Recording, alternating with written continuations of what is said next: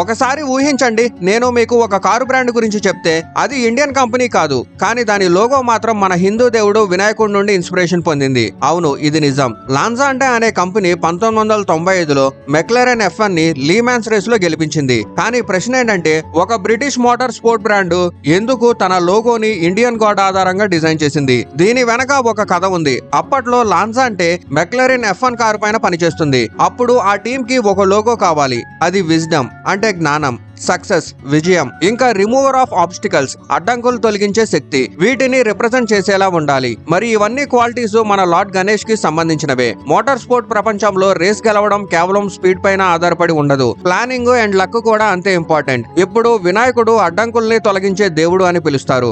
అంటే ఆయన దారిలో ఉన్న అన్ని అడ్డంకులు తొలగిస్తారనే నమ్మకం. ఈ ఆలోచనతోనే లాన్జాంటే తమ లోగోని డిజైన్ చేసింది. ఇది ఒక modern artistic minimalistic version of lord Ganesha car.